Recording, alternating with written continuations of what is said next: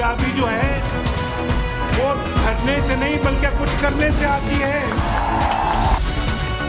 जमहूरियत को नवाज शरीफ की बादशाहत से खतरा है। पार्लियामेंट में अपने बेटे के साथ इसलिए नहीं आ रहा कि मैंने आपसी की कोई कुर्सी खींच लेनी है। मेरा मकसद है आपको भी समझाएं।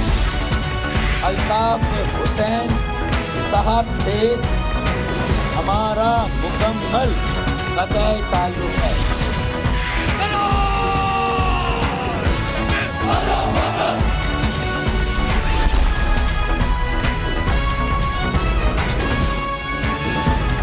आप देख रहे हैं खबरों, तबसरों और तज्जियात पर मबनी पाकिस्तान का सबसे मोतबर न्यूज शो दुनिया, कामरान खान के साथ। अस्सलाम वालेकुम, मैं हूँ कामरान खान। मर्दान की अब्दुल वली खान यूनिवर्सिटी अब से चंद घंटे कबल गैर मुअय्यना मुद्दत के लिए बंद कर दी गई है। ये गैर मामूली कदम उठाया गया जब इसी यूनिवर्सिटी में हंगामा आराई की कैफियत पैदा हुई, जहां पर इससे पहले एक तालिब इल्म पर, जो कि मास कम्युनिकेशन डिपार्टमेंट का तालिब इल्म था, उसके साथियों ने इल्ज़ाम लगाया कि उसने तौहीन मज़हब की है और सोशल मीडिया को इस्तेमाल किया है।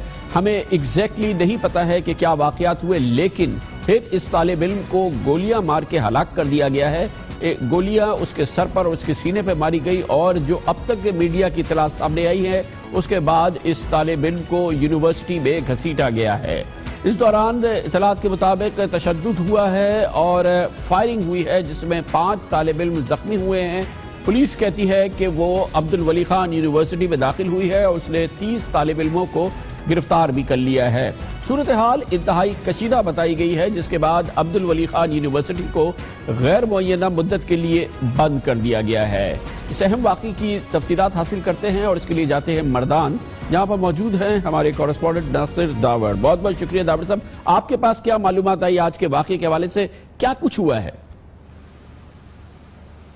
देखिए कमरान खान साहब, आज जो वाक़या पेश आया है, माशाल खान यूसुफ़ज़ई नामी लड़का जो यहाँ पर पढ़ रहा था, 6th semester journalism and mass communication का स्टूडेंट था। इससे कबल वो मॉस्को के एक यूनिवर्सिटी से इंजीनियरिंग भी कर चुके हैं। यहाँ पर वो मुकीम थे और इसी हॉस्टल में वो रिहाइश पजीर थे। गुज़श्ता रात का ये वाक़या हो चुका है कि यहाँ पर तकरार के बाद ये कैफियत पैदा हो चुका है। इसके ऊपर इल्ज़ामात आयद किए गए थे कि ये गुस्ताख़ रसूल है, गुस्ताख़ मज़हब है, इस किस्म के इल्ज़ामात आए हैं। जो ही आज वो यूनिवर्सिटी गए हैं डिपार्टमेंट, तो वहाँ पर भी वो लड़के उनका सामना करना पड़ा। तो वो दोबारा यहाँ पर इसी हॉस्टल में आकर यहाँ रूम नंबर 105 में छुपे हुए हैं, चूँकि इनका अपना जो कमरा है वो 75 है। तो बाद में वो लड़के जो जितने भी जो इसमें जुनून किस्म के यहाँ पर जुनियत पाया जाता है, उस लड़के जो फुटेज आए हैं, तो यहाँ पर हज़ारों की तादाद में यहाँ लड़के इकट्ठे होकर इसको इस 3rd फ्लोर से नीचे उतरकर घसीट कर यहाँ पर इनको पहले गोलियां मार दिया गया है और इसके बाद इनको घसीटा गया है। ताहम ये बता दूं कि 30 के लगभग अफराद है जो ज़ेर हिरासत है। अभी तक FIR दर्ज नहीं किया गया है, क्योंकि पुलिस की जो तहकीकाती टीमें हैं वो यहाँ पर आ रहे हैं, शवाहिद इकट्ठे किए जा रहे हैं और बहुत सारे लड़कों ने वीडियो भी बनाई है। वो वीडियो भी पुलिस को हाथ लग गई है, वो मिल चुकी है और इसी रोशनी में शायद वो मजीद कार्रवाई करें कि जो निशानदेही हो सकता है उसमें। दावर साहब ये बताइएगा कि जाहिर है कि अभी तो ये नहीं पता है कि क्या उस लड़के ने किया था जिसके बारे में आपने बताया कि उसको बहुत बड़े हुजूम ने कत्ल कर दिया और उसके बाद उसकी लाश को घसीटा गया। ये दूसरे लोग जो जख्मी हुए हैं, जो फायरिंग की इत्तलात हुई हैं, ये किस माहौल में हुआ है? इसका क्या सबब था? फायरिंग इतना ज़्यादा नहीं हो चुका है, लेकिन मैं बता दूं कि पहले तकरीबन 400-500 लड़के आए थे इसी हॉस्टल में। इसके कमरे पर दवा बोल दिया, उसको तोड़ दिया उसका कमरा। जो यहाँ पर हम अंदर जाके उसके कमरे में पहले जो इंटर होते ही इसके कमरे में ये लिखा गया था, अल्लाह is the greatest and Mohammad is the messenger of God. तो इसके बाद बहुत सारे चीज़ें लिखी हैं उन्होंने। कार्ल मार्क्स का भी तस्वीर लगाया है, चिगोवीरा का भी तस्वीर लगाया है और साथ साथ मैं बता दूं कि बलूचिस्तान के जो नवाब अकबर बुगटी है उसका भी तस्वीर इन्होंने लगाया है। तो ये नहीं कहा जा सकता है कि बाकी जो इल्ज़ामात है वो सच भी हो सकते हैं, लेकिन मैं बता दूं कि जो लड़के आए थे और यहाँ पर हाथापाई भी की गई है, गोलियां भी चली है। 2 लड़के अभी तक जख्मी हैं, जिसमें एक की हालत तशवीशनाक बताई जाती है, جبکہ دوسرا سٹیبل بتایا جاتا ہے. تو میں بتا دوں کہ ایز اے ہول آج یونیورسٹی بند کر دی گئی ہے. پولیس والے جو تحقیقاتی ٹیمیں ہیں, تفتیشی ٹیمیں, وہ یہاں پر آ رہے ہیں, شواہد اکٹھے کیے جا رہے ہیں اور شاید ہماری بھی انتظار ہے کہ وہ ایف آئی آر کس نوعیت کے کر رہے ہیں. پولیس والے لگے ہیں مسلسل, ایس ایس پی انویسٹیگیشن بھی. بہت بہت شکریہ. ناصر خان داوڑ مردان سے ہمارے ساتھ موجود تھے. خبر سے بریک اور اس کے بعد ذکر کریں گے. خیبر پختونخوا میں پاکستان تحریک انصاف کی حکومت کے لیے سر درد بن گیا ہے. وہاں کا وہ نظام احتساب جو اس نے انٹروڈیوس کرایا تھا آگے بڑھ کے نہیں دے رہا, تعطل کا شکار ہے. آج جناب عمران خان نے کہا ہے کہ وہ اس نظام کی اوورسائٹ اور اس حوالے سے اس کے کلیدی اقدامات جو ہیں وہ پشاور ہائی کورٹ کے چیف جسٹس اس کو لیڈ کریں گے. مگر لگتا یہ ہے کہ یہ ناممکنات میں سے شامل ہے. نہ قانون اس بات کی اجازت دیتا ہے, نہ کوڈ آف کنڈکٹ اس بات کی اجازت دیتا ہے.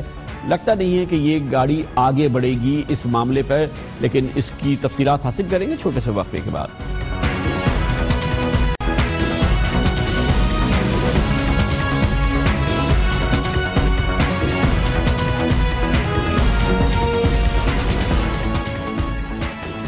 پاکستان تحریک انصاف کی خیبر پختونخوا میں حکومت کے حوالے سے ایک کڑا مسئلہ یہ ہے, اور وہ مسئلہ جس پر کہ اس کا جواب اس کے پاس نہیں ہے, صورتحال بہت مشکل ہے, وہ ہے خیبر پختونخوا میں احتساب کا نظام جو تحریک انصاف نے انٹروڈیوس کرایا تھا, احتساب کمیشن کا معاملہ, اور وہ مختلف حوالوں سے تعطل کا شکار رہا ہے.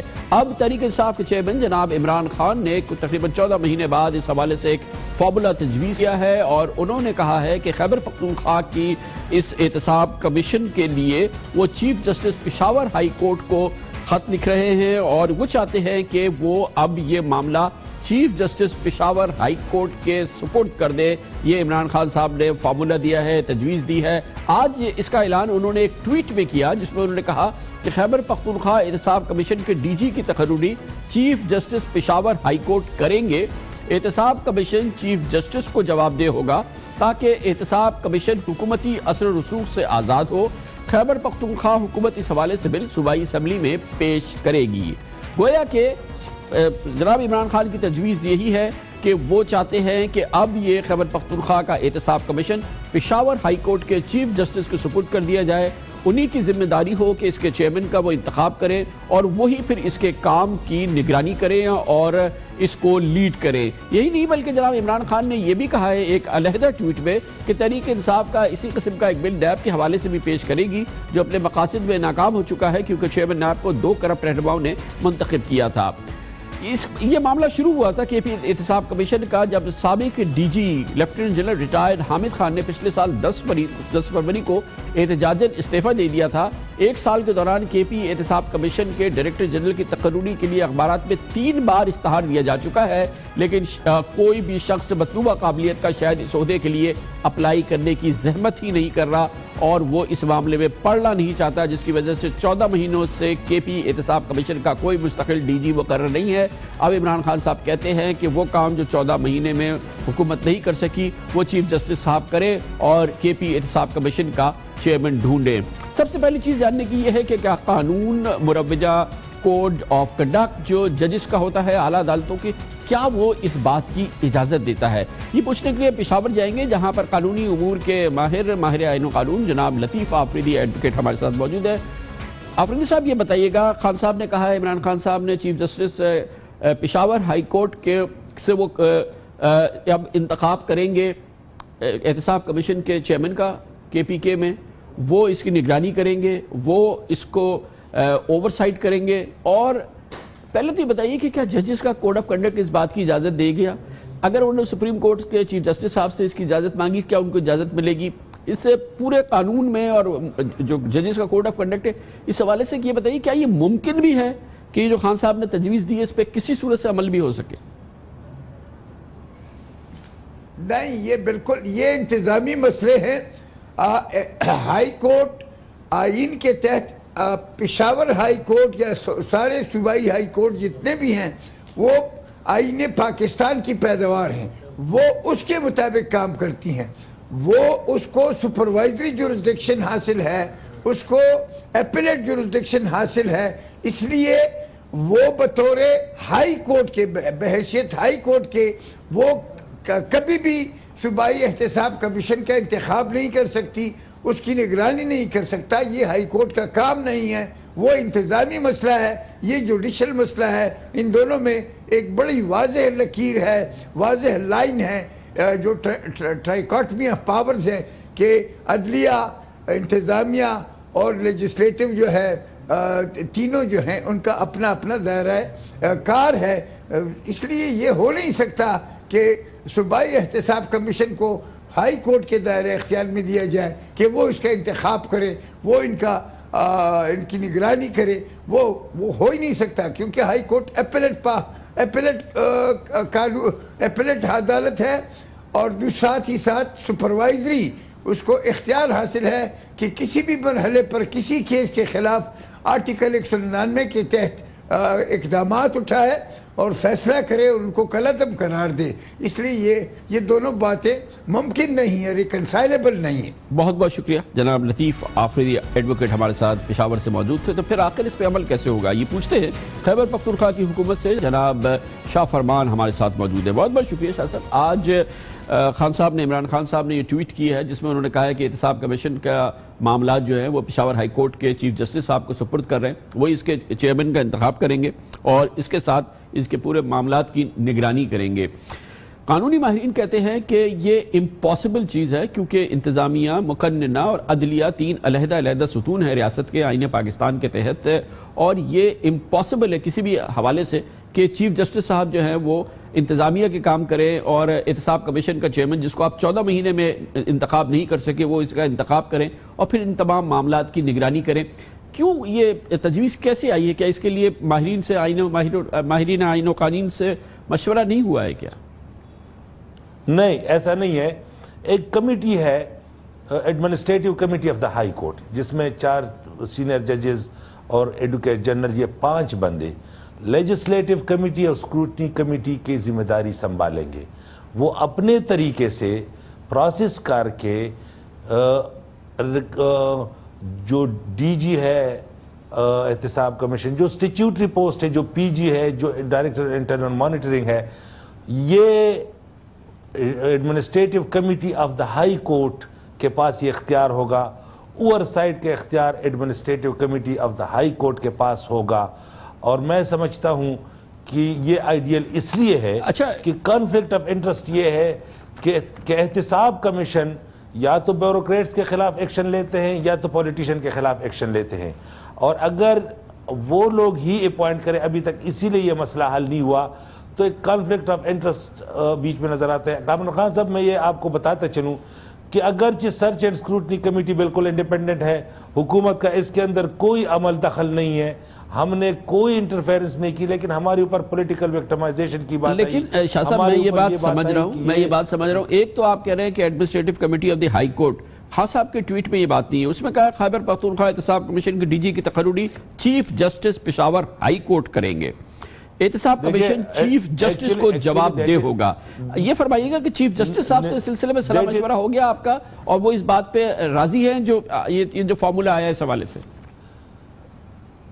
دیکھیں، جو ایڈمنسٹریٹو کمیٹی ہے، ڈیفینیٹلی چیف جسٹس ان کا ہیڈ ہوگا۔ Administrative committee of the high court جو ہے، جس کے اندر 4 سینئر ججز ہوں گے excuse me of the high court, اور اس کے ساتھ ایڈوکیٹ جنرل ہوں گے، ان کا یہ ایڈمنسٹریٹو ذمہ داری جو کہ پرفیکٹلی لیگل ہم سمجھتے ہیں اور in line with the spirit of the law سمجھتے ہیں۔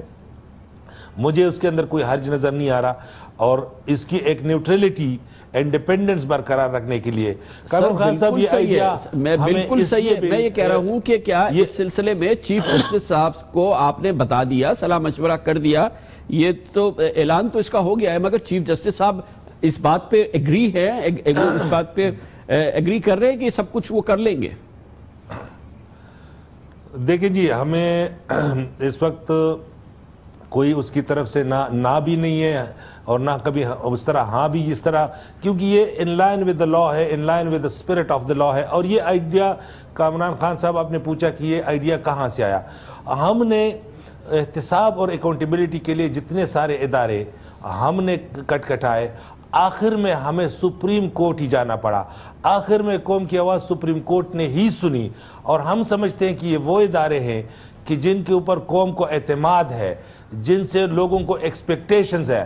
اور بالکل جس طرح پاناما کیس سنا گیا, میں سمجھتا ہوں کہ اگر اس ملک کے اندر آزاد احتساب کرنا ہو تو کسی بھی ایگزیکٹو باڈی کے تھرو اس لیے آج سے ممکن نہیں ہے, لیکن یہ کانفلکٹ آف انٹرسٹ ہے. بہت شکریہ جناب شاہ فرمان صاحب, آپ نے اپنا نقطہ نظر بیان کیا, لیکن بہرحال اس میں بہت شدید سوالات ہیں, ڈاؤٹس ہیں, کیا واقعی قابل عمل تجویز ہے. کمرشل بریک اور اس کے بعد ذکر کریں گے. ماسکو میں کل ایک بار پھر افغانستان کے مسئلے کے حوالے سے ایک بین الاقوامی کانفرنس ہو رہی ہے. امریکہ نہیں جا رہا ہے, لیکن دوسری خطے کی جو قوتیں ہیں وہ سب جا رہی ہیں. امریکہ کا انتظار نہیں کر رہی, لیکن امریکہ خاموش نہیں بیٹھا ہے.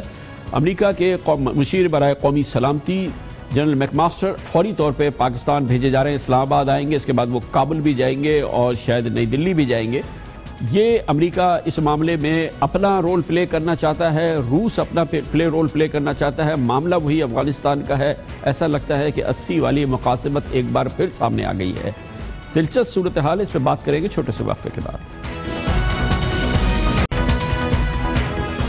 روس سے ایک بار پھر متحرک ہے ہمارے اس خطے میں, خاص طور پہ افغانستان کی صورتحال کے حوالے سے. کل ایک بار پھر روس کے دارالحکومت ماسکو میں ایک بین الاقوامی کانفرنس ہو رہی ہے. خطے کے تمام اہم ممالک, حتیٰ کہ وسطی ایشیا کے ممالک بھی اس میں شریک ہو رہے ہیں, مگر امریکہ اس کانفرنس میں نہیں آ رہا ہے. مگر روس کا اس معاملے میں دلچسپی اور بہت زیادہ متحرک ہونا ایک اس نے دلچسپ صورتحال بنا دی ہے اس پورے ماحول میں. کل کی کانفرنس اور اسی دوران اطلاعات یہ ہیں کہ امریکہ کے قومی سلامتی کے مشیر جنرل میک ماسٹر اپنے پہلے دورے پاکستان پر اسلام آباد آ رہے ہیں. اسی دوران ان کا یہاں آنا یہ تمام بڑا دلچسپ واقعہ ہے. لیکن کانفرنس جو کہ کل ماسکو میں ہو رہی ہے, روس کا کردار, اس کی اہمیت بہت زیادہ ہے. عالمی طاقتوں کی پنجہ آزمائی کا اکھاڑا, سرد جنگ کے دوران سوویت یونین کا قبرستان. پاکستان کی اسٹریٹجک ڈیپتھ کا تھیٹر افغانستان, جس پر بار بار لشکر کشی ہوئی لیکن کوئی بھی اسے پوری طرح تسخیر نہ کر سکا. 16 برس کی لڑائی کے بعد امریکہ بھی یہاں ناکام ہوا. جنگ و جدل روکنے کا ذمہ اب روس نے اٹھایا. ظاہری طور پر روس کو افغانستان میں داعش کی موجودگی پر بڑی تشویش ہے کہ کہیں اس کا اثر و رسوخ وسطی ایشیائی ملکوں تک نہ پھیل جائے. لیکن شام کی پراکسی وار کے بعد یہ افغانستان میں بھی امریکہ کو نیچا دکھانے کی کوشش ہو سکتی ہے. امریکہ کا الزام ہے کہ پچھلے 1 سال کے دوران روس نے ایران کے ساتھ مل کر طالبان جنگجوؤں کی پشت پناہی شروع کر دی ہے, جس سے نہ صرف افغان حکومت کمزور ہو رہی ہے بلکہ افغانستان میں امریکی مشن بھی متاثر ہو رہا ہے. میرے خیال میں روس طالبان کو ہتھیار اور ایسی ہی دوسری اشیاء کے ذریعے مدد فراہم کر رہا ہے. مجھے یقین ہے کہ روس دنیا کے اس خطے میں ایک بااثر فریق بننا چاہتا ہے.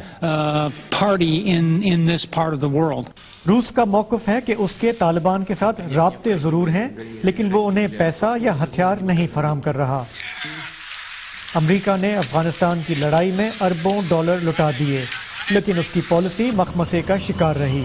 نتیجہ یہ کہ امریکہ کے اب بھی یہاں 8,000 فوجی تعینات ہیں, لیکن صدر ٹرمپ کی افغان پالیسی واضح نہیں. ایسے میں خطے میں روس اور چین مل کر اس خطے کا کوئی علاقائی حل نکالنے کی بات کر رہے ہیں. پاکستان ان کوششوں کی حمایت کرتا ہے, لیکن خود افغانستان کے اندر روس کے کردار پر واضح تحفظات موجود ہیں جنہیں دور کیے بغیر کامیابی مشکل نظر آتی ہے. پاکستان اس معاملے میں کتنا روس کے ساتھ ہے, ان تمام امور پر بات کرنے کے لیے ہمارے ساتھ موجود ہیں دفتر خارجہ کے ترجمان جناب نفیس زکریا. بہت شکریہ زکریا صاحب. فرمائیے گا, کل جو یہ کانفرنس ہو رہی ہے, ماسکو اس کو ہولڈ کر رہا ہے, ایک بار پھر افغانستان کے حوالے سے امپورٹنٹ روسی یہ ڈیولپمنٹ ہے, دلچسپی ہے, کچھ بتائیں اس حوالے سے حکومت پاکستان کا کیا موقف ہے؟ جی السلام علیکم حکمران. جیسا کہ آپ کو ہم نے کئی دفعہ یہ بات کہی ہے کہ یہ افغانستان کے حوالے سے کانفرنس ہے نا, اور افغانستان میں جو سچویشن ہے وہ سب کے سامنے ہے کہ پچھلے تقریباً 40 سال سے وہاں جو صورتحال ہے, اس صورتحال کی وجہ سے افغانستان میں ایک خلا پیدا ہو گیا تھا. اس خلا کی وجہ سے جو ہے وہاں پر کئی دہشت گرد تنظیموں کو جو ہے اپنا فٹ ہولڈ بنانے کا جو ہے بڑا موقع ملا ہے. تو یہ ایک بہت بڑا کنسرن ہے، اور کنسرن ان کنٹریز کے لیے جو کنٹریز افغانستان کے سراؤنڈنگ میں ہے، سینٹرل ایشیا ہے، پاکستان ہے، اس کے علاوہ آس پاس کی کنٹریز ہیں. تو ایک ریجن میں اس حوالے سے ایک تشویش پائی جا رہی ہے. بیسیکلی یہی وہ پیمائش تھا جس کی وجہ سے اور جس کی بنیاد پر اور جن کے خطوط پر جو ہے یہ رشیا نے جو ہے اس کے اوپر اپنا انیشیٹو سٹارٹ کیا تھا. تو ابھی اس دفعہ جو میٹنگ ہو رہی ہے اس کا بھی پس منظر بیسیکلی یہی ہے کہ افغانستان میں جو صورتحال ہے اس کے حوالے سے ایک سوچ ہو، اس سوچ کے حوالے سے کوئی دیکھا جائے کیا حکمت عملی ہو سکتی ہے، کس طریقے سے جو ہے کوئی سچویشن کو آؤٹ آف کنٹرول نہیں ہونے دیا جائے. یہ میرا خیال ہے، میں اس کا پارٹ نہیں ہوں، لیکن ظاہر سی بات ہے کہ جو ہمارے سامنے پچھلی میٹنگز کے حوالے سے جو چیزیں باہر نکلی ہیں میں اس کے پس منظر میں بات کر رہا ہوں، اور جو ایک اوور آرچنگ اس کا آبجیکٹو ہے. اچھا یہ فرمائیے گا کہ یہ جو کانفرنس ہو رہی ہے افغانستان میں، جس میں آپ نے کہا کہ داعش کے حوالے سے اس میں زیادہ فوکس ہوگا، جو افغانستان کی مجموعی امن کے حوالے سے جو ایک صورتحال بننے کی کوشش کی جا رہی ہے کہ کوئی سیٹلمنٹ ہو طالبان کا، افغان حکومت کا اور دوسرے فریقین کا، یہ معاملات بھی زیر بحث آ سکتے ہیں اس کانفرنس کے جو ماسکو میں ہو رہی ہے؟ یقیناً یہ ایک بہت بڑا کوشچن ہے جس کی وجہ جو ہے کیو سی جی کا جو ہے عمل یا کیو سی جی کا جو وجود آیا ہوا تھا ہارٹ آف ایشیا کی سائڈ لائن کے اوپر، اس کا یہی ایک پس منظر تھا، یہی ایک وجہ تھی کہ افغانستان میں ریکنسیلیشن جو ہے وہ سب سے امپورٹنٹ ایلیمنٹ سمجھا جاتا ہے کہ تمام جو وارنگ فیکشنز ہیں بالخصوص طالبان جو ہے ان کو افغان گورنمنٹ کے ساتھ جو ہے بٹھانا اور ان کی بات کرانا. اور یہی وجہ تھی کہ کیو سی جی جو ہے وہ فارم ہوئی تھی جس میں پاکستان، چائنا، امریکہ اور افغانستان تھے. تو افغانستان کے علاوہ تینوں کنٹریز جو ہیں فیسیلیٹیٹر تھی. انفارچونیٹلی اس میں شروع میں تو کافی پیش رفت ہوئی، اس کی 6 میٹنگز ہوئیں، لیکن آپ کو پتا ہے کہ اس کے بعد جو سبسیکوینٹ ڈیولپمنٹ ہوئی تھی جس کی وجہ سے وہ میٹنگ اب جا کے اسٹال ہوئی ہے. لیکن ہمیں ابھی امید ہے کہ کیو سی جی جو ہے وہ ایک اہم رول ادا کر سکتی ہے. اس کا اس کے ساتھ کیا کنیکشن ہوگا، میں سمجھتا ہوں کہ شاید جو دوسرے پروسیسز ہیں جیسے کہ ہارٹ آف ایشیا ہے یا دوسرے امن کی جو انیشیٹیوز ہیں افغانستان کے حوالے سے، وہ سب ایک دوسرے کو جو ہے وہ ری انفورس کریں گے. بہت بہت شکریہ. نفیس زکریہ، ترجمہ دفتر خارجہ ہمارے ساتھ ہے. وقفہ، اس دوران آپ نیوز ہیڈ لائن بھی دیکھ لیں، جس کے بعد ہماری آج کی اہم ترین خبریں ان سے جڑے ہوئے تبصرے تجزیات جاری رہیں گے.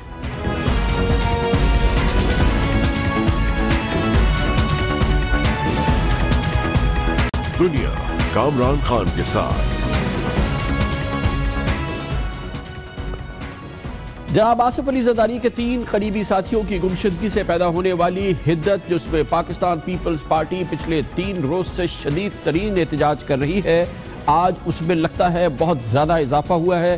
گو کہ ہم یقین سے نہیں کہہ سکتے کہ براہ راست اس کا تعلق اسی واقعے سے ہے، انہی واقعات سے ہے جن میں جناب آصف علی زرداری کے 3 قریبی ساتھیوں کی گمشدگی ہوئی ہے، لیکن لگتا یہ ہے کہ یہ حالات انہی سے منسلک ہیں، یہ جڑے ہوئے واقعات ہیں، جس کی وجہ سے آج ایک اور ڈیولپمنٹ ہوئی ہے. لیکن آج ان گمشدہ ساتھیوں کا ذکر کیے ہوئے بغیر ایک جانب کراچی میں سندھ اسمبلی میں سندھ کے وزیر اعلیٰ سید مراد علی شاہ نے وفاقی حکومت کو شدید تھریٹس کیے ہیں، دوسری جانب قائد حزب اختلاف جناب خورشید شاہ نے قومی اسمبلی میں بھرپور تقاریر کی ہے. جناب خورشید علی شاہ کا موضوع یہ تھا کہ سندھ کو بجلی نہیں دی جا رہی، مراد علی شاہ کا کہنا یہ تھا وزیر اعلیٰ کا کہ سندھ کے حصے کی گیس اس کو نہیں دی جا رہی اور گیس کا جو سندھ کا کوٹا ہے وہ نہیں مل رہا. اس کے علاوہ سندھ نے اپنا جو پاور پلانٹ لگایا ہے اس کے لیے گیس نہیں دی جا رہی. یہ تو شکایات ضرور ہوں گی، اپنی جگہ ہوں گی، یا اس کا پس منظر جو بھی ہو، لیکن آج سب سے اہم بات یہ ہے کہ وزیر اعلیٰ سندھ سید مراد علی شاہ نے قومی اسمبلی کے فلور پر، صوبائی اسمبلی کے فلور پر صوبائی اسمبلی کی جانب سے انہوں نے کہا وہ یہ بات کر رہے ہیں، وزیر اعلیٰ کی حیثیت سے انہوں نے کہا کہ وہ سوئی سدرن گیس کمپنی کا آفس، اس پر دھاوا بول سکتے ہیں، وہ لوگ اس پر قبضہ کر سکتے ہیں، گیس کی لائنز بند کر سکتے ہیں. یہ زبان اور یہ جو تھریٹس ہیں یہ انپریسیڈنٹڈ ہیں، اس سے پہلے اس قسم کی بات نہیں سنی گئی، اور براہ راست وزیر اعلیٰ سندھ کی جانب سے یہ آنا بہت ہی غیر معمولی بات ہے. میں ان کو وارن کر رہا ہوں، سوئی سدرن گیس کمپنی کو، میں فیڈرل گورنمنٹ کو وارن کر رہا ہوں، اگر उन्होंने ये इस वीकेंड के दौरान हमारी ये गैस सप्लाई एग्रीमेंट नहीं की तो हम गैस लाइंस बंद करेंगे, हम गैस लाइंस बंद करेंगे, हम गैस लाइंस बंद करेंगे। ये चीफ मिनिस्टर सिंह कह रहे हैं, ये पूरी असेंबली कह रही है। मैं वार्न कर रहा हूँ स्वीट सदर्न गैस कंपनी को, अगर उन्होंने साइन नहीं किया, we will take there offices are situated in Karachi, we will storm their offices, we will not let them work here and we will take over Sui Southern Gas Company and I'll do it by force. मैं याद दिलाता हूं कि सुई southern gas company का office Karachi में है। हम इस ऑफिस पे धावा बोलेंगे, इस पे कब्जा कर लेंगे और हम सुई सदर्न गैस कंपनी को काम नहीं करने देंगे। वजीर आला की जानिब से ये बात आना बहुत ही अहम बात है। हालांकि ये बात समझ में नहीं आ रही कि अगर गैस की सप्लाई का निज़ाम इस हद तक मुअत्तल कर दिया जाएगा, गैस लाइन की सप्लाईज को बंद कर दिया जाएगा, निज़ाम को नहीं चलने दिया जाएगा, तो फिर सिंध में जो गैस है, जो गैस का मामूल है, ये कैसे चलेगा, फिर कैसे गैस चलेगी। मगर बहरहाल ये बात नहीं है कि जनाब मुराद अली शाह जो बात कह रहे थे उसमें कहीं वजन नहीं है, वो बेतुकी बात कर रहे थे, या उनकी जो शिकायत उन्होंने बताई, जो उन्होंने इल्ज़ामात लगाए, वो ऐसे नहीं लगते कि वो बिल्कुल बेपर की बात कर रहे हैं। लगता ये है कि कहीं ना कहीं कोई मसाइल जरूर हैं जिसकी बिना पर इतना शदीद गुस्सा है। के इलेक्ट्रिक के साथ मुआहिदा किया, हमने ट्रांसमिशन लाइन बनाई, ट्रांसमिशन कंपनी खोली, ट्रांसमिशन लाइन भी कंप्लीट हो गई है, हमारा पावर प्लांट कंप्लीट है। सुई सदर्न गैस कंपनी हमें उसकी गैस सप्लाई एग्रीमेंट साइन करने में पिछले 4 महीने में उसको बैक एंड फोर्थ कर रहे हैं। हमारा प्लांट तैयार है, हमें टेस्टिंग के लिए गैस चाहिए, वो गैस नहीं दे रहे। कल भी मेरी बात हुई थी चेयरमैन सुई सदर्न गैस कंपनी से, मैंने कहा था देखें सुबह 11 बजे तक वेट करूंगा। खैर 11 बजे उन्होंने वापस वो अग्रीमेंट की, मैंने इधर आने से पहले उसको चेक किया, अभी भी उसमें वही क्लॉजेस जो हमें एक्सेप्टेबल नहीं थे वो लगा के भेज दी, अपनी खाना पूरी की। इसलिए कल मैंने उन्हें कहा था आर्टिकल 158 के तहत पहली प्रायोरिटी उस सूबे की है जिसमें गैस आती है। ये इल्ज़ामात हैं, ये एलिगेशंस हैं जो जिसमें लगता यह है कि कुछ ना कुछ मामला ज़रूर है, वज़न ज़रूर है। इसके अलावा भी ये बहुत अहम बात है कि याद रखना चाहिए कि ये इलेक्शन से पहले आखिरी साल है और गैस के मामलात और एनर्जीज़ के मामलात पाकिस्तानियों के लिए भी और हुकूमत के लिए भी, वफाकी हुकूमत के लिए भी और सूबाई हुकूमतों के लिए बहुत अहम है। इसमें एक बहुत अहम बात हुई थी, काबिल ज़िक्र बात हुई थी, जब तकरीबन 6 हफ्ते कबल वज़ीर आज़म नवाज शरीफ ने सुई गैस के 97 मनसूबों की मंजूरी दी थी, जिनमें से सिर्फ 20 मनसूबे 3 सूबे यानी खैबर पख्तूनख्वा, बलोचिस्तान और सिंध के लिए थे, जबकि 77 मनसूबे उन्होंने पंजाब के बाद सर सियासतदानों और वफाकी गुजरा के हलकों में दिए थे, जिस पर जाहिर है कि बहुत शदीद एहतजाज हुआ था पाकिस्तान पीपल्स पार्टी की जानिब से भी और दूसरी जमातों की जानिब से। पंजाब में गैस मंसूबों के खिलाफ 2 हफ्ते पहले भी सैयद मुराद अली शाह साहब ने वज़ीर आज़म नवाज शरीफ को खत लिखा था कि पंजाब मुल्क में कुल 3% गैस पैदा करता है, जबकि 42% गैस इस्तेमाल करता है। पंजाब के लिए 37 अरब रुपए लागत के नए मंसूबे का आप आगाज कर रहे हैं, ये आइन की खिलाफ वर्जी है, दूसरे सूबों के लिए बेचैनी का सबब बनेगी। ये बात थी जो जनाब सैयद मुराद अली शाह ने अपने खत में लिखी थी। आज एक और मामले पे कौमी असम्बली में पाकिस्तान पीपल्स पार्टी, वो मामला जिसका ताल्लुक है बिजली के हवाले से और ये जो लोड शेडिंग के मामलात है इस वक्त खास तौर पर अंदरूनी सिंध के, इस हवाले से पाकिस्तान पीपल्स पार्टी की क़यादत में, जिसमें खास तौर पर जनाब सैयद खुर्शीद शाह शामिल है, साबिक स्पीकर फहमीदा रजा शामिल है, उन्होंने सिंध में बिजली की तवील लोड शेडिंग पर शदीद तनकीद की, हुकूमती पॉलिसी को निशाना बनाया और इस दौरान हुकूमत के गुजरा की जानिब से भी जवाब आए और एक कैफियत थी जो आज देखने में आई कौमी असम्बली में। सिंध के हवाले से खासतौर पर मैं बदीन के हवाले से तो कहूंगी कि वहाँ तो एक कयामत वाला हाल है।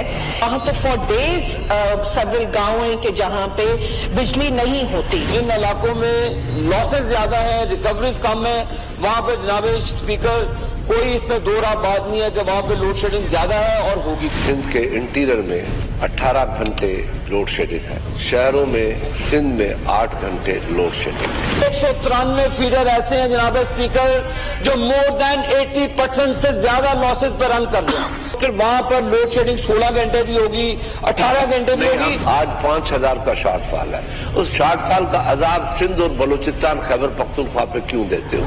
ये सारे हमें अपने अपने फीडर बता दें जहाँ पे ये 22-22 घंटे की बात कर रहे हैं, कितने चोर वहाँ पे रहते हैं हम सब बताएंगे।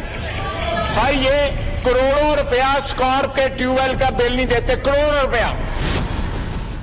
इस पूरे माहौल को जांचने के लिए आपको ज़रूर याद रखना होगा कि ये बहुत ही इंपॉर्टेंट साल है, इलेक्शन से पहले का साल है, भरपूर सियासत होगी, भरपूर आपके हुकूक के हवाले से बात होगी, सियासतदान बहुत मुतहर्रिक नजर आएंगे। ये गर्मा गर्मी जो आपने देखी है ये तो कुछ भी नहीं है, जो भी आप आगे चल के देखेंगे। इब्तिदाए इश्क खैर होता है क्या, आगे आगे देखिए होता है क्या।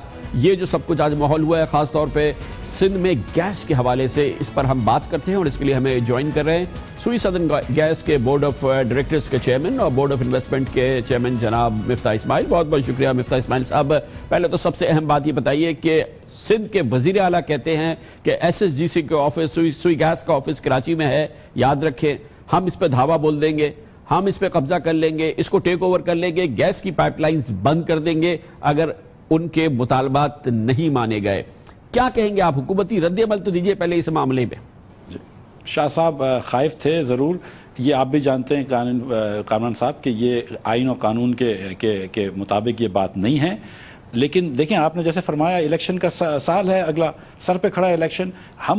ये पीपल्स पार्टी के पास हक है कि वो जाए पाकिस्तान के अवाम को, और अगर ये कहे कि वो मुस्लिम लीग से ज़्यादा एहसन तरीके से बिजली और गैस का निज़ाम इस्तेमाल कर सकती है, चला सकती है, लोग इनको वोट देंगे, खुदा के SSGC को कंट्रोल कर लें। और वैसे भी मैं आपको बताऊं कि इस वक्त SSGC की डिमांड जो है वो 1300-1400 मिलियन क्यूबिक फीट की है, हमारे पास 1100 के तकरीबन गैस है। हमको आए दिन कभी इसकी गैस काटनी होती है, कभी उसकी गैस काटनी होती है। अगर पीपल्स पार्टी के पास या मुराद अली शाह साहब के पास या किसी के पास कोई ज़्यादा बेहतर मुनसिफाना तरीका है गैस की लोड शेडिंग का, तो मुझे बताएं, हम तो बड़ी खुशी से इनकी बात सुनेंगे। हम तो बिल्कुल चाहते हैं कि अगर ये हमको कुछ, अगर हम कोई गलती कर रहे हैं और अगर हमारी इस्लाह करते हैं तो बिल्कुल करें।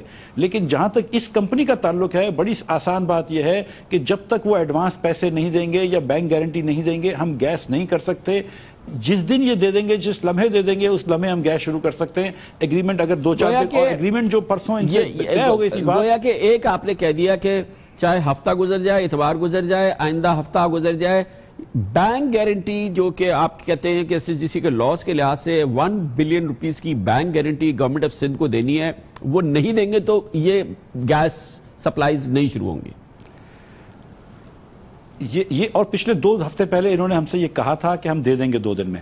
आज इन्होंने आके हमसे कहा है कि हमसे 1 करोड़ रुपए ले लो, शायद 10 करोड़ रुपए ले लो और हमको टेस्टिंग की गैस दे दो। हमारे MD ने इनको ये कहा है, 1 घंटे पहले ये बात है कि हमारे MD ने कहा कि अच्छा हम देख लेते हैं अगर ये इसकी गुंजाइश होती है, क्योंकि एग्रीमेंट में इन्होंने साइन करके कह दिया है कि हम आपको 100 करोड़ रुपए की बैंक गारंटी देंगे। लेकिन अगर हमारे एग्रीमेंट में ये गुंजाइश होती है, कवानीन में ये गुंजाइश होती है, मिनिस्ट्री से मशवरा कर लेंगे इंशाल्लाह वीकेंड में। हमने मंडे तक का इनसे टाइम लिया है, तो हम इनको दे देंगे, हमें कोई हर्ज नहीं है। टेस्टिंग के लिए गैस थोड़ी सी चाहिए होगी, बिल्कुल इनको चाहिए। मैं चाहता हूं, देखें इस वक्त बहुत गर्मी है सिंध के अंदर, कराची में बहुत गर्मी है, ये बड़ा अच्छा प्लांट है, एफिशिएंट प्लांट है, इससे बेहतर बिजली, मतलब ये कि ज़्यादा एफिशिएंटली बिजली बन सकती है। हम चाहते हैं कि ये प्लांट चल जाए और टेस्टिंग की इनको गैस दिन बिल्कुल चाहिए तो इनको मिल जाएगी। और ये प्लांट में जो डिले हुआ है, सच्ची बात है, जो शाह साहब फरमा रहे हैं कि 4 महीने का प्लांट खड़ा हुआ है, सच्ची बात यह है कि ट्रांसमिशन केबल की कंपनी, ट्रांसमिशन लाइन इनकी अभी तक रेडी नहीं हुई थी, अब शायद हो गई है। टेस्टिंग की गैस हम देने के लिए तैयार हैं।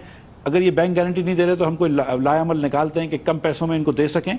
हमारी तरफ से कोई रुकावट नहीं आएगी इंशाल्लाह। गोया कि आपकी बात से मैं ये अंदाजा लगा रहा हूं कि गवर्नमेंट, SSGC और गवर्नमेंट इस मामले में कोई सिचुएशन क्रिएट नहीं करना चाह रही। आप इस पे काम करना चाहते हैं और ये मसला हल हो जाएगा। जो आपकी बातचीत है उससे लग रहा है कि ये अगले 2-3 दिन में हल हो जाएगा मसला। मुझे यकीन है मुराद अली शाह साहब बहुत रीज़नेबल आदमी हैं, मेरी उनकी अपनी एक पर्सनल इक्वेशन भी है, मुझे यकीन है कि मसला हल हो जाएगा। और इसमें मेरे ख्याल, देखें सिंध हुकूमत ने, मुझे पता है कि ख़त भी लिखा था प्राइम मिनिस्टर साहब को खैरपुर इंडस्ट्रियल जोन के हवाले से, दूसरी चीज़ों के हवाले से, और मैंने कहा था, आज भी मैंने कहा है कि मैं उन चीज़ों पे भी, हम हुकूमत जो पाकिस्तान जो है इनसे बातचीत करने के लिए तैयार है, इनको मुतमईन करेंगे। हमारे पास इस वक्त गैस की शॉर्टेज है। कल प्राइम मिनिस्टर साहब ने नए LNG के कनेक्शन भी खोलने की इजाज़त दे दी है, हम वो भी इंशाल्लाह खोलेंगे ताकि इंडस्ट्रियल नए यूनिट्स लग सकें सिंध में, बलोचिस्तान में और पूरे पाकिस्तान के अंदर।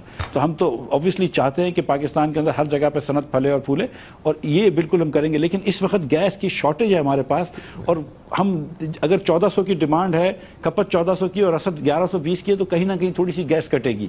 नूरियाबाद के प्लांट को बहरहाल हम गैस दे देंगे जिस दिन ये हमको डिपॉजिट दे देंगे। बहुत बहुत शुक्रिया जनाब मिफ्ता इस्माइल हमारे साथ है। कमर्शियल ब्रेक और उसके बाद हम बात करेंगे जो असल मौजू है इस वक्त, जनाब आसिफ अली जरदारी के 3 साथियों की गुमशुदगी। पीपल्स पार्टी शदीद गुस्से में है। आज गैस के हवाले से भरपूर धमकियां वफाकी हुकूमत को, बिजली के हवाले से वफाकी हुकूमत को متعلقہ وزراء کو دھمکیاں، قومی اسمبلی میں یہ پورے ماحول پہ بات کرنے کے لیے پیپلز پارٹی کی کلیدی شخصیت قائد حزب اختلاف جناب سید خورشید شاہ ہمارے ساتھ ہوں گے چھوٹے سے وقفے کے بعد۔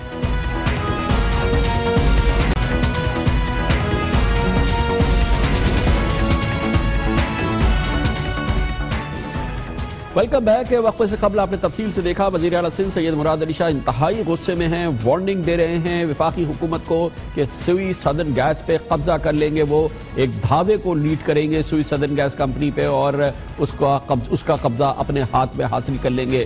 مفتاح اسماعیل نے وفاقی حکومت کی جانب سے بتایا ایسا کچھ ہونے والا نہیں ہے، جناب مراد علی شاہ کے جو آبزرویشنز ہیں، جو ان کے شکایات ہیں، وہ اگلے 2-3 دن میں دور ہو جائیں گی۔ لیکن یہ تمام لینگویج اور یہ پورا ماحول جس میں جناب وزیر اعلیٰ سندھ سید مراد علی شاہ کہتے ہیں کہ وہ سندھ کے سوئی سدرن گیس کی لائنز کو بند کر دیں گے اور دھاوا بول دیں گے، دوسری جانب قومی اسمبلی میں قائد حزب اختلاف جناب سید خورشید شاہ اور پیپلز پارٹی کے دوسرے لوگوں کا بجلی کے معاملات پر وفاقی حکومت کو وارننگ، اور پھر اس کا پورا پس منظر یعنی کہ پچھلے کئی دنوں سے جاری پیپلز پارٹی کا کڑا احتجاج، جناب آصف علی زرداری کے 3 ساتھیوں کی گمشدگی جو کہ بہت اہم معاملہ بن گیا ہے اور پس منظر بہت اہم ہے، ان 3 ساتھیوں کی گمشدگی اور آج جو آپ نے ماحول دیکھا اور پچھلے 2 دنوں سے دیکھ رہے ہیں، ان تمام امور پر میری بات ہوئی پاکستان پیپلز پارٹی کے کلیدی رہنما اور قائد حزب اختلاف جناب سید خورشید شاہ سے۔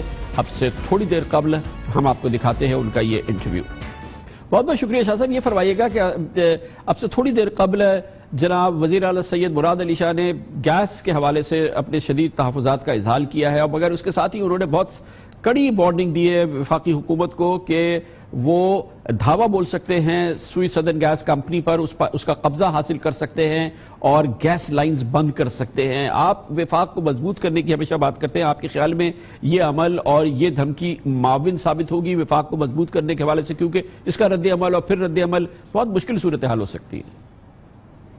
لوگ میں تیش ضرور ہے کیونکہ یہ پابندی تھی گیس پہ، اور جب پابندی اٹھانے سے پہلے ہی اور 77 MNS کے حلقوں میں تقریباً 37 ارب کی گیس دی گئی جن کا سابقہ تعلق پنجاب سے تھا، اور جب یہ ہم نے پریشر ڈالا کہ جی یہ کیا ہو رہا ہے تو کل کیبنٹ میں لوگوں نے پابندی ہٹا دی۔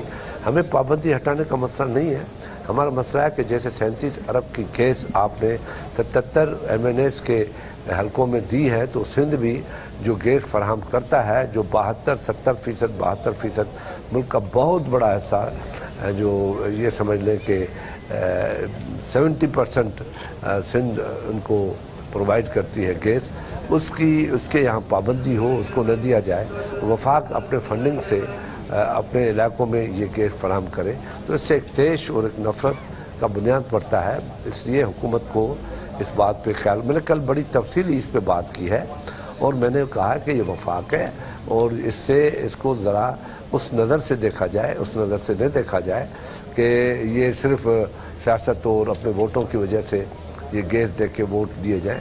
یہ پاکستان ایک وفاق پہ مشتمل 4 اکائیوں پہ مشتمل ملک ہے اور یہ وفاقی حکومت ہے، یہاں پہ ایک ایک قدم ہمیں سمجھ کے اٹھانا چاہیے۔ بالکل صحیح آپ کہہ رہے ہیں شاہ صاحب۔ میں یہ جاننا چاہ رہا ہوں کہ جو لینگویج آج شاہ صاحب نے استعمال کی ہے، مراد علی شاہ صاحب نے، یہ اس آپ کا جو تصور ہے وفاق کا اس کو ڈسٹرب کر سکتی ہے، کیونکہ بہت سٹرونگ لینگویج ہے، بڑے ڈائریکٹ تھریٹس ہیں جو مراد علی شاہ صاحب نے آج دیے ہیں۔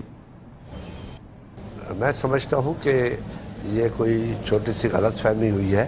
پیپلز پارٹی وفاق اور اپنی اکائیوں کو مضبوطی کے لیے ہر قدم آگے بڑھی ہے، اور کل سے، آج سے اور ہمیشہ سے ہمارا موقف رہا ہے، ہماری لیڈرشپ کا موقف رہا ہے کہ وفاق کو اگر مضبوط کرنا ہے تو ریاست اس سے مضبوط ہوگی، وفاق کو اگر کمزور کرو گے تو ریاست کمزور ہوگی۔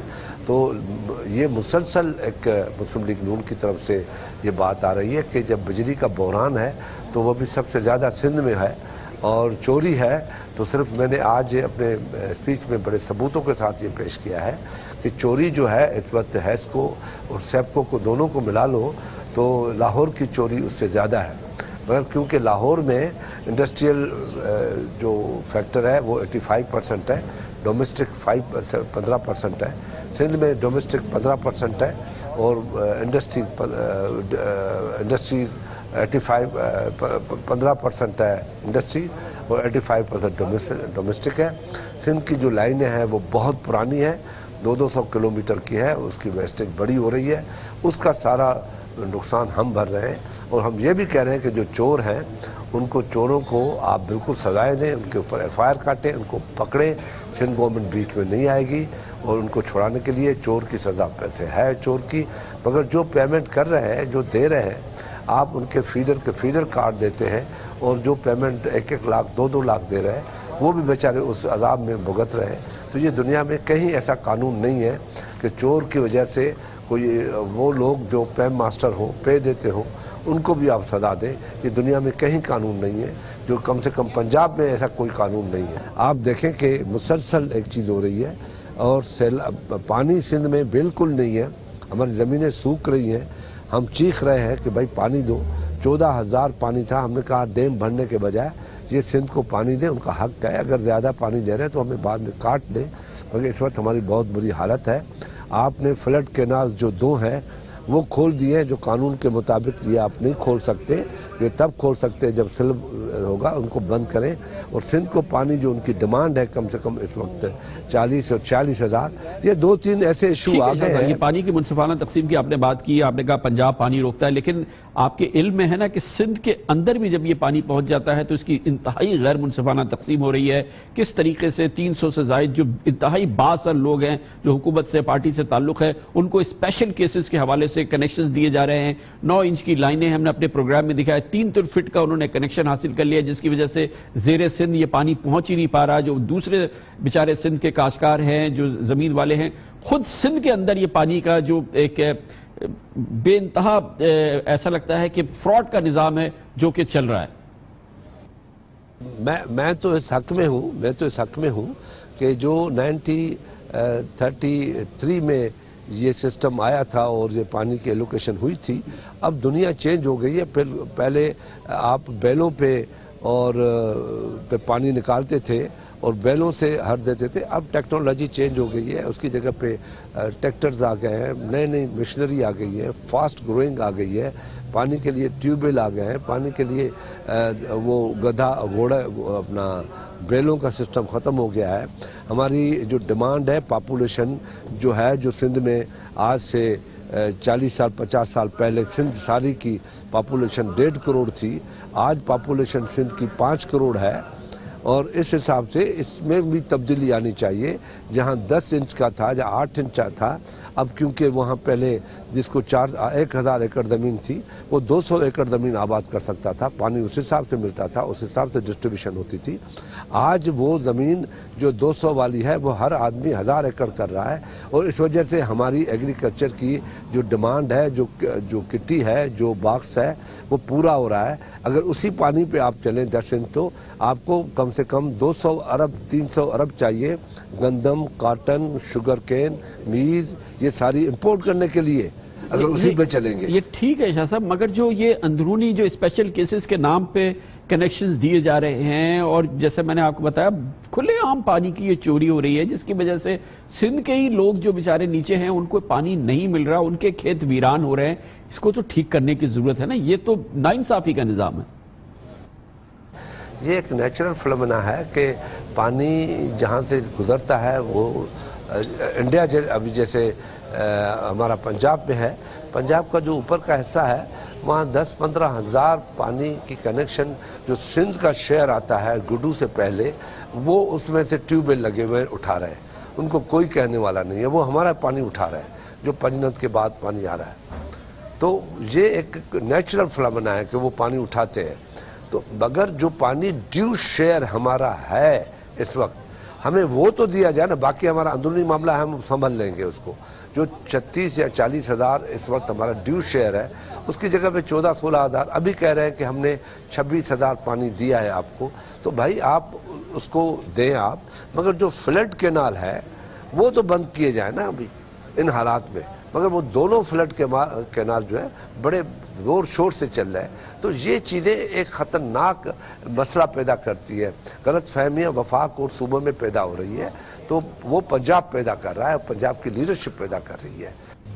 تو ہمارے ہاں جو ہماری روزی روٹی ہے وہ اس پہ ہے، اور وہ اگر وفاق میں بیٹھ کے ہم بار بار چیخ رہے ہیں کہ ہم آپ کو پھر کہتے ہیں ہم آپ کو دے رہے ہیں پانی، ابھی لوگوں نے پانی چھوڑا ہے، اب یہ پہنچتے پہنچتے 6 دن ان کو لگیں گے تو ہم تب تک تو ہماری تباہی ہو جائے گی. تو یہ ٹیکنیکل چیز ہے، کسی دن آپ کو ٹائم ہو تو آئیں، میں اور آپ بیٹھ جائیں، میں آپ کے ذہنوں میں یہ چیز پروو کر کے ثابت کر کے بٹھاؤں گا. آپ کے لیے اچھا ہے کہ کم سے کم کامران خان کو ایگریکلچر کی بہت بڑی نالج ہے. اتنی نالج کامران خان کہاں سے لایا ہے؟ تو یہ آپ کے لیے اچھا ہوگا اور میرے لیے بھی اچھا ہوگا. ٹھیک ہے شاہ صاحب. اچھا یہ بتائیے گا کہ یہ جو ابھی معاملہ ہے خاص طور پہ جو پیپلز پارٹی کے لیے شدید مسئلہ بن گیا پچھلے کئی دنوں سے ہم دیکھ رہے ہیں، یہ جو 3 جناب آصف علی زرداری کے قریبی ساتھی جو گمشدہ ہو گئے ہیں، لاپتہ ہو گئے ہیں، اس پہ پیپلز پارٹی کا بہت زیادہ احتجاج ہے. مگر یہ ناقدین کہتے ہیں کہ گمشدہ افراد کا معاملہ تو صرف ان 3 افراد کا نہیں ہے، پاکستان کے دوسرے لوگوں کا معاملہ. خود سندھ کے اندر جو ہے یہ گمشدہ افراد کی تعداد جو ہے وہ درجنوں بیسیوں کی تعداد میں ہے، لیکن پیپلز پارٹی ان معاملوں پہ کبھی نہیں بولی ہے. صرف ان 3 لوگوں پہ پیپلز پارٹی سخت ترین احتجاج کر رہی ہے، کیونکہ یہ پیپلز پارٹی کے کوئی بڑے رہنما بھی نہیں ہے، لیکن کیونکہ ان کی ایک اپنی حیثیت ہے ایک پرسنل لیول پہ، اس لیے آپ احتجاج کر رہے ہیں. دیکھیں کامران صاحب، لوگ اٹھائے جاتے ہیں، اٹھاتے ہیں یہ لوگ اور غائب کر دیتے ہیں. مگر ریسنٹلی ہم نے ابھی 23rd کانسٹیٹیوشن امینڈمنٹ کی ہے، جس میں ہم نے واضح طور پہ یہ اس میں امینڈمنٹ میں ڈالا ہے کہ 24 گھنٹے کے اندر جس کو اٹھایا جائے گا اس کو 24 گھنٹے کے اندر کسی بھی ماجسٹریٹ کے سامنے پیش کیا جائے گا. یہ آئین کا ایک حصہ بن گیا ہے. اور اس کے ساتھ ہم نے ان میں یہ بھی کہا ہے کہ جب وہ 24 گھنٹے کے بعد پیش ہو جائے، جو پھر گورنمنٹ کی جو ادارے ہیں وہ اپنی انویسٹیگیشن جاری رکھیں اور اس کے اندر کسی کو بھی انٹرفیئرنس کرنے کی ضرورت نہیں ہے. جو وہ کچھ کر سکتے ہیں بلا شک کریں، مگر قانون کے جو تقاضے ہیں پورے کیے جائیں. اس وجہ سے ہم نے پارلیمنٹ کے اندر، کیونکہ یہ پارلیمنٹ نے امینڈمنٹ پاس کی تھی، 23rd امینڈمنٹ پاس کی تھی، یہ آئین کا حصہ بن گیا. اب اتنے 10 دن بھی نہیں گزرے ہیں کہ اتنی بڑی وائلیشن ہو اور پھر اس پہ وہی پرانی ہسٹری دہرائی جائے اغوا کرنے کی. یہ صرف 3 بندوں کا مسئلہ نہیں ہے، اس سے بعد میں اور بھی ہیں جن کو اٹھا کے جاتے ہیں. ہماری صرف یہ گزارش ہے کہ بھئی جناب آئین اور قانون کی کوئی تو احترام کیا جائے اور اس کے تحت جن کو پکڑتے ہیں آپ ان کو پیش کریں، ہمیں کوئی اس کا اعتراض نہیں ہے. شاہ صاحب ان 3 میں سے 2 لوگ تو سندھ میں ہی غائب ہوئے ہیں. 2 شخصیات جو ہیں غلام قادر مری اور اشفاق لغاری تو سندھ میں غائب ہوئے. سندھ میں حکومت ہے پاکستان پیپلز پارٹی کے مراد علی شاہ صاحب وزیر اعلیٰ. بنیادی ذمہ داری تو سندھ حکومت کی ہے کہ ان کو ڈھونڈے، ان کے جو اغوا کرنے والے ان کو تلاش کرے، ان کو بازیاب کرائیں اور ان کی فیملی کے حوالے کرے. کیسے آپ کہہ سکتے ہیں کہ ان کو کوئی ادارہ لے گیا ہے، یا ادارہ بھی ہے تو اس کو ڈھونڈنے کا کام آپ کا ہے نا؟ آپ کیسے کہہ سکتے ہیں کہ کوئی ادارہ لے گیا ہے ان کو؟ میں آج اس شخص سے بات کر رہا ہوں جو مجھ سے 10 گنا پہلے سوچتا ہے، میں بعد میں سوچتا ہوں. اب آپ کو میں سورج کو چراغ دکھاؤں تو بڑی مذاق ہوگی، اس لیے میں اس پہ بات نہیں کرتا. انتہائی جہاں دیدہ سیاسی شخصیت ہے جناب سید خورشید صاحب، اور دور کی بات کرتے ہیں. خبر سے بریک اور اس کے بعد ہم ذکر کریں گے ایک اور اہم معاملہ اس سے جڑا ہوا ہی سمجھ لیجئے، اور وہ یہ ہے کہ پچھلے کچھ عرصے سے ہم دیکھ رہے ہیں کہ یہاں پر ایسی شخصیات جو کہ سیاسی پہچانی جاتی ہیں وہ گرفتار ہوتی ہیں، رینجرز کے پاس ہوتی ہیں، دوسرے اداروں کے پاس ہوتی ہیں، اور اس کے بعد جب وہ واپس آتی ہیں تو ان کے جو کٹر سیاسی نظریات ہوتے ہیں، جو کچھ لوگوں کے نزدیک ٹاکسک سیاسی نظریات ہوتے ہیں، وہ تحلیل ہو جاتے ہیں اور وہ ایک ریفائنڈ پولیٹیکل نظریات کے ساتھ واپس آتی ہیں. ایسا لگتا ہے کہ رینجرز کوئی اصلاحاتی پروگرام چلا رہی ہے اس دوران جس سے ان لوگوں کو گزارا جاتا ہے. اس کا ذکر کرتے ہیں چھوٹے سے وقفے کے بعد.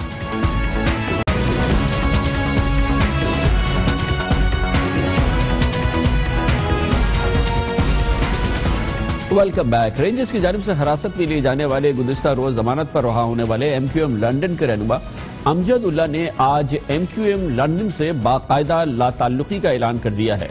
امجد اللہ پچھلے سال قومی اسمبلی کے حلقہ 245 کے ضمنی انتخاب میں تحریک انصاف کے امیدوار تھے، لیکن الطاف حسین کے فکر و فلسفے سے وہ اتنے متاثر ہوئے کہ الیکشن کی رات انہوں نے MQM میں شمولیت اختیار کی تھی اور PTI دیکھتی کی دیکھتی رہ گئی تھی۔ اب امجد اللہ کا کہنا ہے، آج انہوں نے کہا کہ پاکستان مخالف نعرے سن کر سب ارادے چکنا چور ہو گئے، مودی سے مدد مانگنے والوں کو مہاجروں کا رہنما نہیں مان سکتا۔ لندن میں بیٹھے کچھ افراد پاکستانی اداروں کے خلاف مسلسل ہرزہ زرائی کر رہے ہیں۔ یہ بات تو کی ہے جناب امجد اللہ نے، لیکن یہ ایک بڑا دلچسپ صورتحال ہے کہ امجد اللہ کی طرح کئی دیگر رہنما جو رینجرز کے غیر اعلانیہ ایسا لگتا ہے کہ اصلاحاتی پروگرام سے مستفیض ہوتے ہیں، ہم اس لیے یہ لفظ استعمال کر رہے ہیں کہ یہ لوگ کئی ایسے لوگ ہیں جو سیاسی کہلاتے ہیں، جو سیاسی ہیں، جو رینجرز کی گرفتاری میں ہوتے ہیں، لیکن جب وہ واپس آتے ہیں تو وہ ان کے پولیٹیکل ویوز بڑے ریفارم نظر آتے ہیں۔ وہ جو ان کے ٹاکسک نام نہاد ٹاکسک جو پولیٹیکل ویوز ہوتی ہے، آئیڈیالوجیز، وہ غائب ہو جاتی ہے، اس کی جگہ ماڈریٹ، محب وطن اور بڑے پازیٹیو ان کے سیاسی ویوز بن جاتے ہیں۔ یہ انتہائی نیگیٹو سیاستدان پازیٹیو سیاستدان بن کے آتے ہیں۔ بھرپور ایسا لگتا ہے کہ ان کی کوئی ایک کیمپین ہے جو غیر اعلانیہ ہے، جہاں پہ ان کی اصلاح ہوتی ہے اور یہ لوگ واپس آتے ہیں، اور اب ان لوگوں کی تعداد بڑھتی چلی جا رہی ہے جو رینجرز کے پاس گئے اور کافی ریفارمڈ ہو کے واپس آئے۔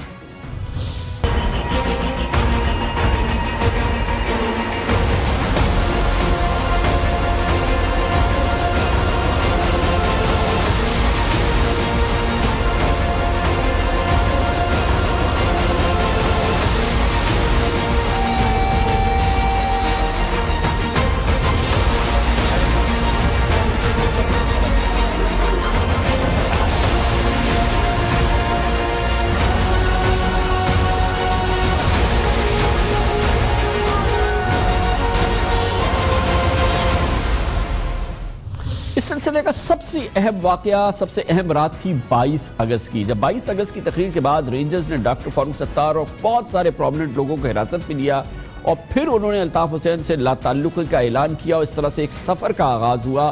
الطاف حسین صاحب کی نفرت انگیز تقریر میں سہولت کاری کے الزام میں mayor Karachi Waseem Akhtar, M Q M کے رہنما عامر خان، کنور نوید جمیل، شاہد پاشا، رؤوف صدیقی، یہ سب رینجرز کے مہمان بن چکے ہیں، مگر اچھی بات یہ ہے کہ یہ ریفارمڈ ہو کے واپس آئے اور ان کے جو خیالات تھے وہ مثبت ہو گئے، اور اس میں ڈاکٹر عاصم کا نام شامل نہیں ہے کیونکہ وہ اب بھی نہ صرف یہ کہ پاکستان پیپلز پارٹی سے منسلک ہے بلکہ آفیشلی وہ کراچی پہ پاکستان پیپلز پارٹی کے سربراہ ہیں، لیکن قادر پٹیل صاحب بھی ایسا لگتا ہے کہ ریفارمڈ ہو گئے، کیونکہ لگتا یہ ہے کہ فی الحال وہ پیپلز پارٹی سے اپنے آپ کو ڈسٹنس کر رہے ہیں۔ یہ اصلاحاتی ماحول جس میں سیاستدان اپنے پولیٹیکل ویوز چینج کر کے باہر آتے ہیں، اس پر ہم بات کرتے ہیں۔ پاکستان کے ممتاز ترین سینئر صحافیوں میں سے ایک ہے، اپنی نیوٹرلٹی کے لیے مشہور ہے، جناب مظہر عباس ہمارے ساتھ موجود ہے۔ بہت بہت شکریہ مظہر عباس صاحب، میں نے یہ تمام چیزیں بیان کر دی ہے۔ باقاعدہ ایک سلسلہ ہے جس میں کہ یہ لوگ جاتے ہیں اور واپس آتے ہیں تو یہ پورا ان کا قبلہ بدل چکا ہوتا ہے 22 اگست کے بعد۔ کوئی مذائقہ ہے اس میں؟ دیکھیے کامران صاحب، صرف ایک چیز اس میں میرے لیے جو ہے وہ، اور یہی آپریشن پہ سوالیہ نشان اٹھاتی ہے، صرف اس آپریشن پہ نہیں، ماضی میں بھی آپریشن پہ، کہ اس مقدمے کا کیا ہوتا ہے جس مقدمے میں وہ گرفتار ہوتا ہے۔ وہ مقدمہ پھر یکا یک کیسے مان پڑتا چلا جاتا ہے اور آہستہ آہستہ ختم ہو جاتا ہے، ایک آدمی یکا یک بیل آؤٹ ہو جاتا ہے، وہ پروسیس چلنا چاہیے۔ ابھی کل ہی اگر وزیر اعلیٰ سندھ نے ڈاکٹر فاروق ستار کے بارے میں جو ریمارکس دیے، وہ آپ کے رول آف لا پہ بہت ہی سوالیہ نشان ہے۔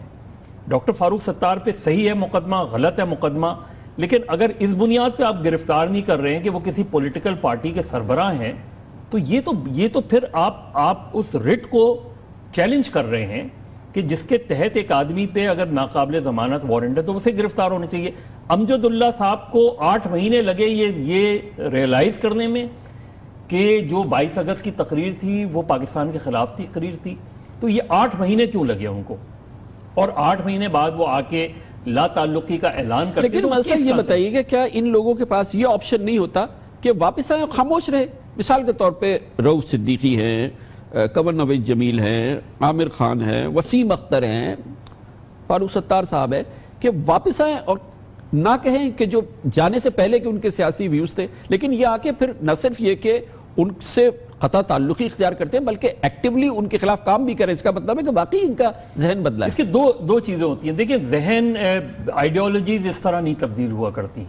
ہم نے 92 میں آپ اور ہم نے رپورٹنگ کی ہے، 92 کے آپریشن میں اگر آپ کو یاد ہو کہ کس طریقے سے لوگ M P As M N As اپنی اپنی وفاداریاں تبدیل کر کے یک کبھی حقیقی میں جوائن کر لیتے تھے، کبھی وہ جام صادق علی کے ساتھ چلے جاتے تھے، تو وہاں کوئی نظریہ تو نہیں تھا. جام صادق علی کا کیا نظریہ تھا؟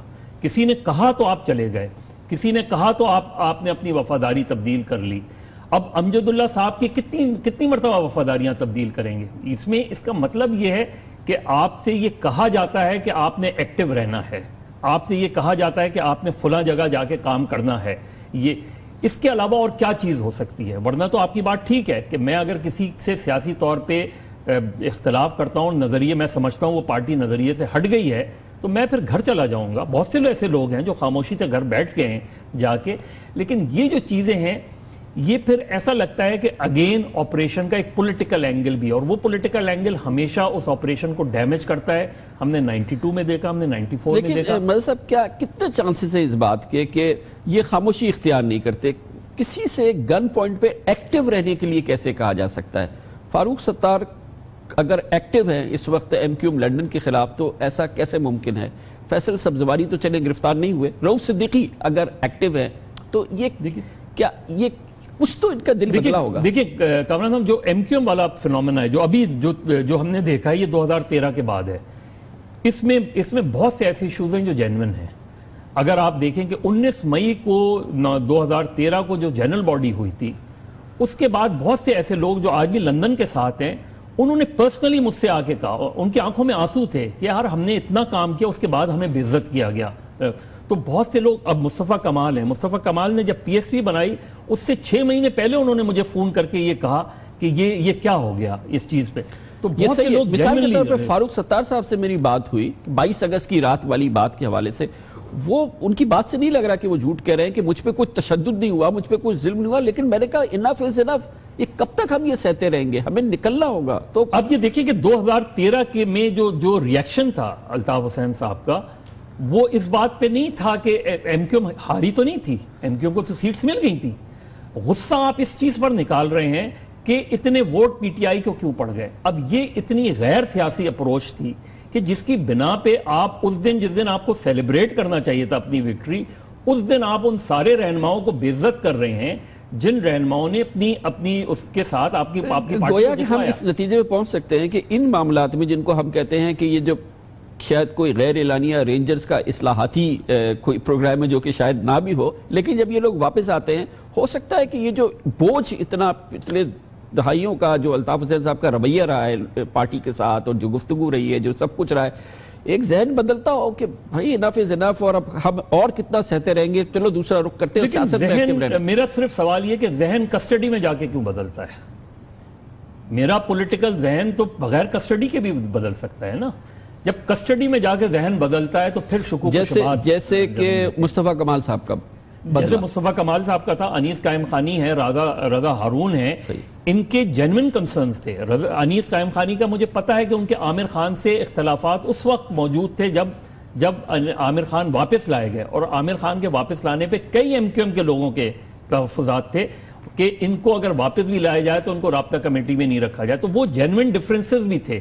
تو انہوں نے کسٹڈی میں جانے کے بعد نہیں کیا، لیکن جو کسٹڈی میں جانے کے بعد اپنی وفاداریاں تبدیل کرتے ہیں، اس پہ پھر شکوک و شبہات جنم لیتے ہیں کہ یہ ایسا ہی نہیں ہوا، شاید ان پہ دباؤ ڈالا گیا. آپ کے خیال میں اس کو فکس کرنا ضروری ہے کیونکہ یہ دیر پا ثابت نہیں ہو سکتا معاملہ اگر اس میں ریاستی عناصر انفلوئنس ہوتے ہیں پولیٹیشنز؟ دیکھیں law should take its own course. آپ کسی نے اگر اپنی وفاداری تبدیل کی ہے اور اس پہ مقدمہ اگر ختم ہو جائے تو اس کا مطلب یہ ہے کہ اس کے مقاصد ٹھیک نہیں ہے. اس مقدمے میں پھر پولیٹیکل اینگل ہے. اگر 22 اگست میں لوگوں کو، کیونکہ 22 اگست کی جو ایف آئی آر ہے وہ عجیب و غریب ایف آئی آر ہے کامران صاحب. میں جو تقریر کر رہا ہے اس کے خلاف مقدمہ بنتا ہے، جو اس کو فیسیلیٹیٹ کر رہا ہے اس کے خلاف مقدمہ بنتا ہے، جو تقریر سن رہا ہے اس کے خلاف مقدمہ کیسے بن سکتا ہے؟ کہ ایک آدمی تقریر سن رہا ہے، آپ وہ نعرے کا جواب بھی نہیں دے رہا، صرف ادھر موجود ہے، اسے تو نہیں پتا کیا تقریر ہونی ہے. تو آپ جب اس کے خلاف بھی ایک اوپن ایف آئی آر بنا دیتے ہیں کہ جس چیز کو آپ نے چاہا اٹھا کے اسی ایف آئی آر میں درج کر دیا، یہ پھر اس کے غلط معنی ہوتے ہیں، اس کے غلط انداز ہوتے ہیں، اور at the end of the day وہ آدمی پھر اس مقدمے سے بری ہو کر نکلتا ہے. اور جب بری ہو کے نکلتا ہے تو پھر اس کے ذہن میں یہی سوال آتا ہے کہ یار مجھے کیوں بند کیا گیا تھا؟ میں نے تو نہ تقریر کا جواب دیا، ना मैंने नारे का जवाब दिया, सिर्फ मैं उधर बैठा हुआ था तो आपने मुझ पे ये मुकदमा बना दिया। तो 6 महीने जब आप एक आदमी को इस तरह कस्टडी में रखेंगे 90 रोज, तो फिर उसका जहन बहुत नेगेटिव चला जाता है। और ये हमने कई सालों में देखा है। इसी आपके दफ्तर के करीबी फिरोजाबाद का थाना है, पीपल्स पार्टी के दौर में यहाँ एक ओपन FIR थी पीपल्स उसमें जितने पीपल्स पार्टी के लोग पकड़े जाते थे उन पे फिरोजाबाद की एक FIR दर्ज कर दी जाती थी कि जी इनका ताल्लुक अल-जुल्फ़िकार से है। उसमें बेशुमार लोग थे जिनका था, बेशुमार लोग थे जिनका नहीं था। तो जब आप मुकदमा बनाते हैं, अब मैं हमेशा ये कहता हूं कि एक आदमी पे आप 100 मुकदमे बना देते हैं कि इसने 100 कत्ल किए हैं और वो अल्टीमेटली बरी हो जाता है। ये फारूक सत्तार साहब 22 अगस्त से पहले के इनके मुकदमात और इन्हीं मुकदमात में जो दूसरे लोग पकड़े गए उनके साथ क्या हुआ और इनके साथ क्या हुआ, गोया के कानून जो रास्ता इख्तियार कर रहा है वो सियासी सोच और सियासी फिक्र के लिहाज से कर रहा है, उसकी मेरिट कोई चीज नहीं है। जो FIR है, जो इल्जामात हैं, जो मुकदमा है, उसकी कोई मेरिट नहीं है। उससे फिर यही होता है कि जो वाकई जिस केस में वो इन्वॉल्व भी होते हैं उस केस में भी वो बरी हो जाते हैं, बेनिफिट ऑफ डाउट उनको मिल जाता है। तो जब आप एक आदमी पे मुकदमा बनाएं, एक मुकदमा बनाएं, सॉलिड मुकदमा बनाएं, एविडेंसेस लाएं, प्रूव करें, जब आप उस पे कहते हैं कि इस आदमी ने 100 कत्ल किए हैं तो फिर आपके पास एविडेंसेस नहीं होते, आपके पास विटनेसेस नहीं होते और अल्टीमेटली क्या होता है, बेशुमार लोग इस तरीके से गलत मुकदमात में चले जाते हैं और फिर उन पे सियासी तौर पे जो है आप दबाव डालते हैं। इस ऐसे ऑपरेशंस पे बुरा असर पड़ता है लॉन्ग टर्म, क्योंकि पॉलिटिकली फिर इससे लॉ एनफोर्समेंट एजेंसीज डैमेज होती हैं, इससे आपकी रियासती इदारे डैमेज होते हैं, इसकी आपसे पूरी रियासत का नैरेटिव डैमेज होता है, जो कि एक क्लीन अप ऑपरेशन की सूरत में होता है। आप देखें ना, डॉक्टर आसिम को जब 19 माह बाद आप छोड़ेंगे और आप 19 माह में आप उन पे मुकदमा साबित नहीं कर सकेंगे, तो चाहे उन्होंने जेन्युइनली कुछ मुकदमा केसेस में उन पे जेन्युइनली केस दुरुस्त हो, लेकिन जब 19 माह तक किसी पे आप प्रूफ नहीं कर सकेंगे तो फिर उसका जो व्यू पॉइंट है वो ज्यादा स्ट्रांगली आएगा और रियासत का व्यू पॉइंट कमजोर पड़ जाएगा। बहुत बहुत शुक्रिया जनाब मजहर अब्बास से। यही गुफ्तगू थी जिसके लिए हमने ये सेगमेंट तरतीब दिया था। वक्फा, इसके बाद एक बहुत ही दिलचस्प खबर है वो आपको सुनाएंगे, दिखाएंगे, आपको मजा आएगा। वक्फे के बाद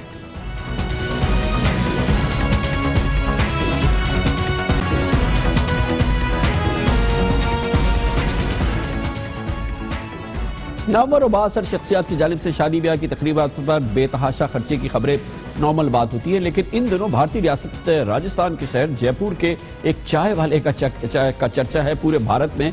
इस शख्स ने अपनी 6 बेटियों की शादी में 1 करोड़ नकद भारतीय रुपयों समेत 1.5 करोड़ रुपए से जायद का जहेज दिया, जिसके बाद अब इनकम टैक्स वाले उसे ढूंढते फिर रहे हैं। पिछले हफ्ते जयपुर के जिले अलवर में चाय का ढाबा चलाने वाले लीलाराम गुज्जर ने 6 बेटियों की शादी की और रुखसती के वक्त जहेज में 1 करोड़ रुपए नकद निछावर कर दिए और ये वाकया इसको भी सोशल मीडिया पड़ गया और ये वीडियो वायरल हो गई। वीडियो में लड़कियों का बाप लीलाराम गुज्जर लाख रुपए की गड्डियां मंजमे में मौजूद ससुरालियों को फखरी अंदाज में थमा रहा है, लेकिन ऐसा करने के बाद अब इनकम टैक्स वाले उसको ढूंढ रहे हैं और वो छुपता फिर रहा है।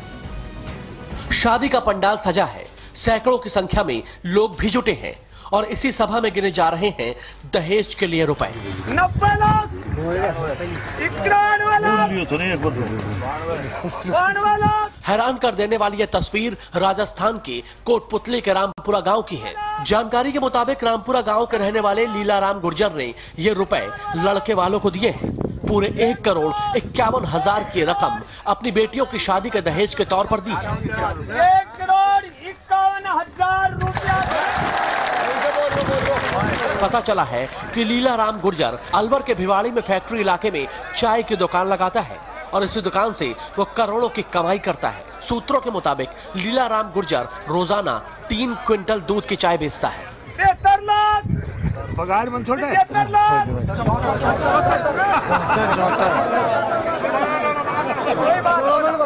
इसी के दम पर इसने करोड़ों रुपए दहेज के तौर पर भीड़ में नुमाइश करा कर दिए हैं। कानून को अंगूठा दिखाकर ये रुपए न केवल गिने गए बल्कि शादी के दहेज के तौर पर भी दिए गए। सूत्रों से पता चला है कि इस शादी समारोह में 6 लड़कियों की शादी हुई थी, जिसमें 4 नाबालिग हैं। पता चला कि लीलाराम के 3 भाइयों की कुल 6 बेटियों की शादी की गई, लेकिन बड़ी बात यह है कि शादी के कार्ड पर केवल 2 लड़कियों का ही नाम छपा था। कहा जा रहा है कि बाकी 4 नाबालिग लड़कियों की गुपचुप शादी की गई। सवाल यह है कि जब भीड़ में जोर जोर से चिल्लाकर दहेज की रकम को गिना जा रहा था, तब किसी ने इसका विरोध क्यों नहीं किया? इसके साथ ही हमारे आज के प्रोग्राम का इख्तिताम होता है। कल आपसे फिर मुलाकात होगी इंशाअल्लाह। कल तक के लिए कामरान खान को इजाजत। अल्लाह हाफिज़ नासिर।